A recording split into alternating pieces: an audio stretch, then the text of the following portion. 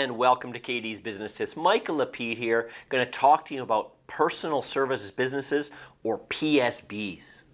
And as I mentioned in a prior video, a PSB or personal services business is basically where you are going to work for a company and you have a corporation and you only use that corporation to contract with that company. And it's ongoing multiple years and that's the only company you ever work. You have no other customers. That is considered a personal services business. And in a personal services business, the problem with it is that you have a much higher tax rate. For example, in our prior videos, if you go back, we talked about the small business deduction, where you pay a much lower rate on small business active income. With a personal services business, you do not get that. You pay a much higher tax rate, plus there's potential penalties. It can be well over 40% tax for a personal services business or a PSB. The second thing you need to know is that you cannot write off most expenses in a PSB. Now, there's certain expenses you can write off, but most of them you cannot write off the general regular expenses that you can normally write off in a corporation. The other thing is you cannot use dividends in a PSB properly, so that could cause you problems too as well.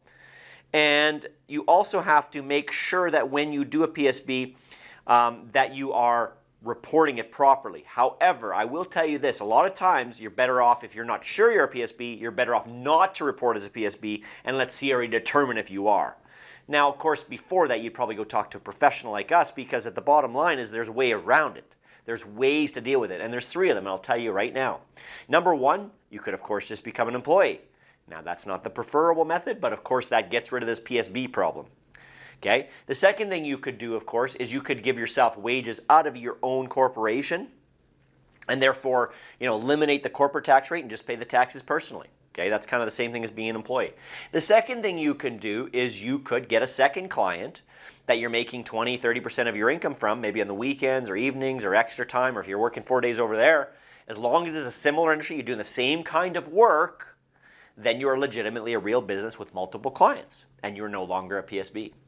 And the last way to get around it is using a third party. We use JobWorks as our third party. We've been doing it about 12 to 15 years now, I believe we've been doing this. And at the end of the day, if you run it through a third party and the third party is the one contracting, it then adds that layer of protection. If you've got any questions, you want to talk about any of this, we'd love to hear from you. Thanks again for being a part of our business tips. We'll see you in the next video.